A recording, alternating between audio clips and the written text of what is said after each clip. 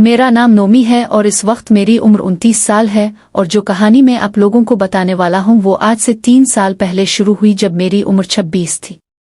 तो बात इस वक्त की है जब मैं दुबई से छठी आया था और उन दिनों में बहुत परेशान था क्योंकि कोई 1 महीना पहले इस लड़की की कहीं और शादी हो गई थी जिससे मैं बेइंतहा प्यार करता था। गलती मेरे घर वालों की थी, उन्होंने वहां रिश्ता करने से इनकार कर दिया था। इसलिए मैं घर वालों से भी कटा कटा रहता था और उदास रहता था और अपना ज्यादातर वक्त घर के बाहर ही गुजारता था, थोड़ा दोस्तों के साथ और ज्यादातर वक्त सियालकोट के फातिमा जिना पार्क में तन्हा बैठकर। मेरी एक खाला है जिनसे घर वालों का झगड़ा है और वो हमसे नहीं मिलते ना हम उनसे। तकरीबन जब से मैंने होश संभाला है ये सब ऐसे ही चल रहा था। लेकिन जब मैं दुबई था उनसे मेरा फेसबुक के जरिए राब्ता हुआ और बात शुरू हो गई। वो काफी खूबसूरत थी, मैं उनसे हल्की फुल्की बातें भी कर लेता था। तो एक दिन मैं ऐसे ही सुबह उठा तो व्हाट्सएप पर उनके मैसेजेस आए हुए थे कि तुम मिलने आओ। वो गुजरावाला रहती हैं तो मैं इस दिन उठा तैयार होकर गुजरावाला उनसे मिलने निकल गया बाइक पर ही। मुझे उनके घर का बिल्कुल भी पता नहीं था। मैं सियालकोट बाईपास पर जाकर उनको कॉल की तो उन्होंने मुझे रास्ता समझाया तो मैं उनके घर जा पहुंचा। खाला की उम्र तकरीबन 43 साल होगी। उनकी 3 बेटियां और 2 बेटे हैं। उनके शौहर काम के लिए लाहौर में रहते थे और हफ्ते बाद वापस आते थे। एक बेटी की शादी हो चुकी थी और एक मैट्रिक में थी, बाकी बच्चे 2-2 साल के फर्क से छोटे थे। खाला को मैं पहले फैमिली फंक्शंस में देखा हुआ था लेकिन आज मैंने उन्हें सही से देखा। मेरी खाला क्या कमाल थीं, ऊंची लंबी बाल और बड़ी बड़ी आंखें। आप उनकी खूबसूरती का अंदाजा ऐसे लगा सकते हैं जैसे पाकिस्तानी एक्ट्रेस। खैर उन्होंने मुझे देखते ही गिले लगा लिया और अलग सलग के बाद सब बैठे बातें करते रहे, खाना खाया। बातों में उन्होंने बताया मेरी एक और खाला की बेटी के बारे में कि इसकी 2 बार शादी हुई, पहले इसका शौहर फौत हो गया और उससे एक बच्चा है और फिर दोबारा शादी की लेकिन इसकी निभा ना हो सकी, वहां से भी तलाक हो गई और अब वो सियालकोट में रंगपुरा में एक किराया के मकान में रहती है।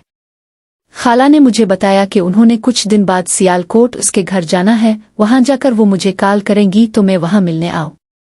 यहाँ ये बात बता दूं कि मैं दूसरी खाला की इस बेटी को जिंदगी में पहले कभी नहीं मिला था और मैं समझ रहा था वो भी कोई आंटी टाइप होगी।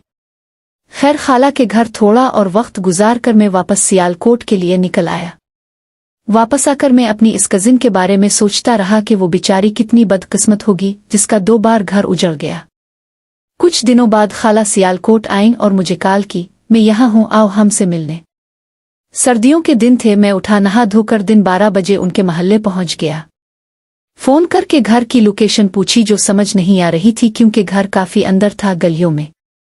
तो कजिन का बेटा मुझे लेने आ गया। इसके बेटे की उम्र 14 साल होगी। मुझे अभी तक भी लग रहा था कि वो कोई आंटी ही होगी जिसका बेटा इतना बड़ा है। जब मैं उसके घर पहुंचा तो इस लड़के ने बताया खाला छत पर धूप में बैठी है, तो मैं उसके साथ छत की तरफ चल दिया। उनका घर किराया का था और नीचे कोई और किरायादार रहते थे। बाहर लोहे वाली सीढ़ी थी जो ऊपर जाती थी और ये लोग ऊपर रहते थे। मेन दरवाजा एक लोहे की ग्रिल थी। इसके आगे एक कमरा था जहां बेड भी रखा था, साथ वॉशरूम था। ये कमरा बेडरूम और ड्राइंग रूम दोनों था। उसके आगे छोटा सा हॉल था जिसमें ओपन किचन था और उससे आगे एक और कमरा था। इसी में से सीढ़ियां ऊपर जाती थीं। जब मैं किचन के पास से गुजर कर ऊपर जा रहा था तो एक लड़की नजर आई जिस पर मैंने ज्यादा गौर न किया और ऊपर खाला के पास चला गया। खाला से मिला, वो नीचे चटाई पर बैठ गईं जहां कपड़े सिलाई करने वाली मशीन पड़ी थी। खाला की बेटी जिससे मैं मिलने आया था छत पर आई और जिसको देखकर मेरे होश उड़ गए। जिसे मैं आंटी समझ रहा था वो 30 साल की खूबसूरत और लंबी लड़की निकली जो बिल्कुल खाला की जवानी की कापी लगती थी। बैठे बातें शुरू हुईं तो पता चला कि इसकी पहली शादी तब हुई थी जब इसकी उम्र 15-16 साल थी और पहले साल ही बेटा हो गया। खाला समीना की निस्बत आयशा मुझे शरीफ और अच्छी लड़की लगी क्योंकि इसने अपने सर पर दोपट्टा लिया हुआ था और उसकी नजरें भी झुकी हुई थीं। इसने बताया कि वो एक प्राइवेट स्कूल में जॉब करती है।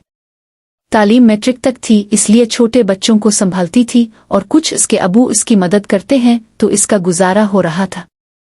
इसके अलावा वो लोगों के कपड़े भी सिलाई करती है।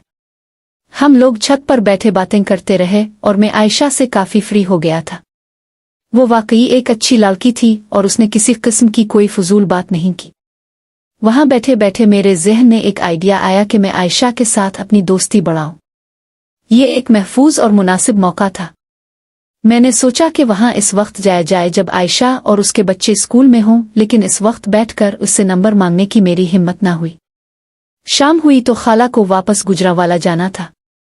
उनका छोटा बेटा जो 9-10 साल का था भी साथ था। खाला ने कहा कि हमें गाड़ी पर बिठा दो। मैंने हाँ कर दी और उनके बेटे को बाइक पर आगे बैठा और खाला मेरे पीछे बैठ गई।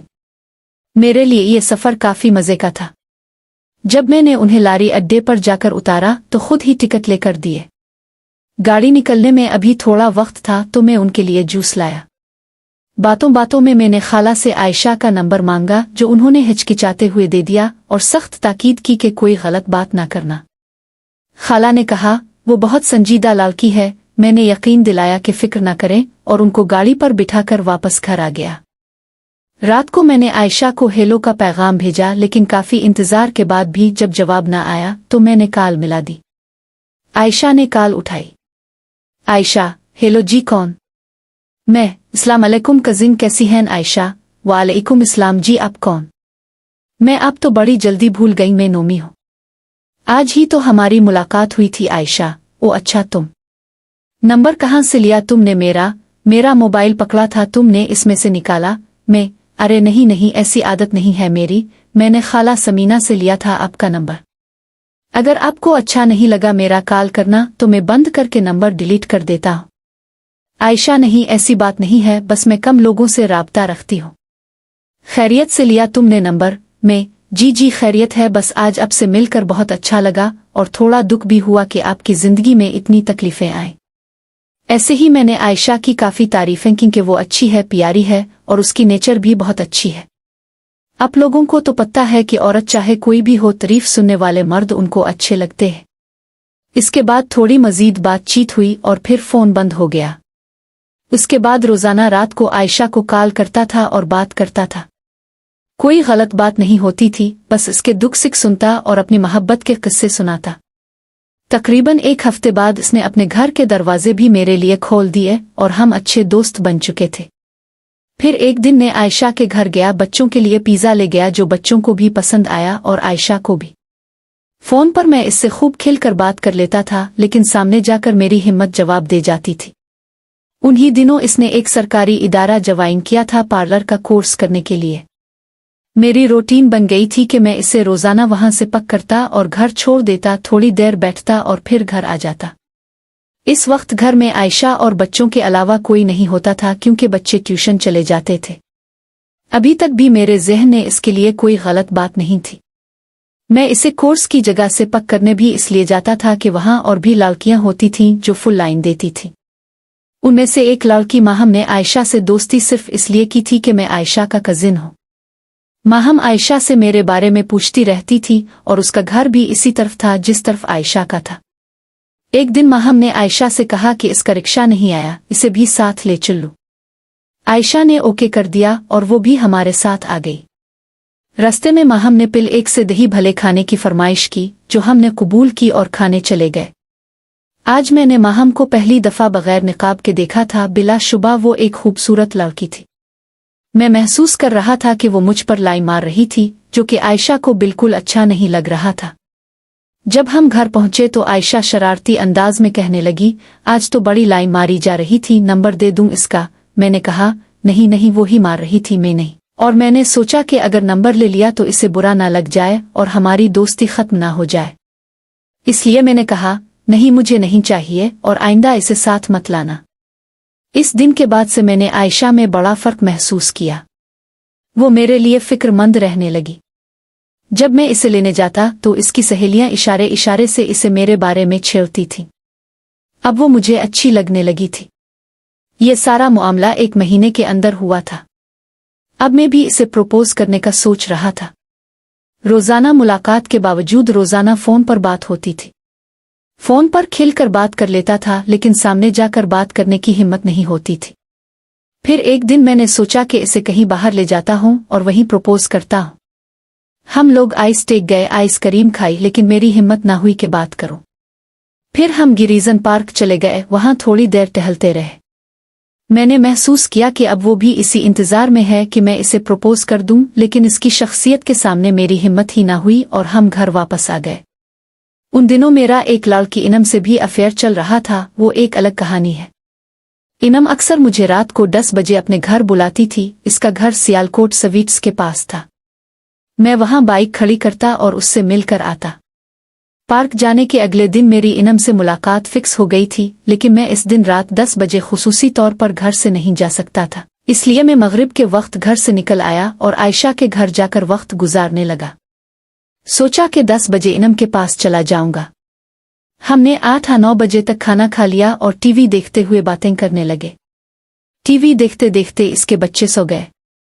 मैं और आयशा आमने सामने कुर्सियों पर बैठे थे और हमारे पास हीटर चल रहा था। रात की तारीकी में बात करना आसान होता है, इसलिए मैंने इससे बात शुरू की और कहा, आयशा मैं तुमसे प्यार करता हूँ, मोहब्बत हो गई है तुमसे। तो वो कहने लगी, कैसी बहकी बहकी बातें कर रहे हो, मेरे बच्चे जवान हो रहे हैं, मैं बदनाम नहीं होना चाहती इस सब में पड़कर। मुझे मालूम था कि वो ये बातें सिर्फ ऊपर ऊपर से कह रही है, अंदर से वो भी यही चाहती थी। मैं इसके थोड़ा करीब हो गया और उसका हाथ पकड़कर इसे अपनी मोहब्बत का यकीन दिलाने लगा। इसके दोनों हाथ मेरे हाथों में थे और उसने छुड़वाने की कोई खास कोशिश नहीं की। मैंने इसे यकीन दिलाया कि मुझे वाकई इससे मोहब्बत हो गई है और ये भी कहा कि मेरी वजह से कभी उसकी इज्जत पर बात नहीं आएगी। अगर कभी ऐसा होने का खदशा भी होगा तो मैं पीछे हट जाऊंगा। मेरी उन बातों से वो थोड़ी नरम पड़ती नजर आई। मैंने इसका हाथ पकड़ा और कहा, आओ मेरे साथ, और इसे कहा, आई लव यू आयशा, लेकिन इसने कोई जवाब नहीं दिया, वो खामोश रही। मैंने दोबारा कहा तो वो कहने लगी, नोमी जो भी हुआ गलत हुआ है, लेकिन मैंने इसे समझाया कि मैं तुमसे प्यार करता हूँ और प्यार में सब जायज़ होता है।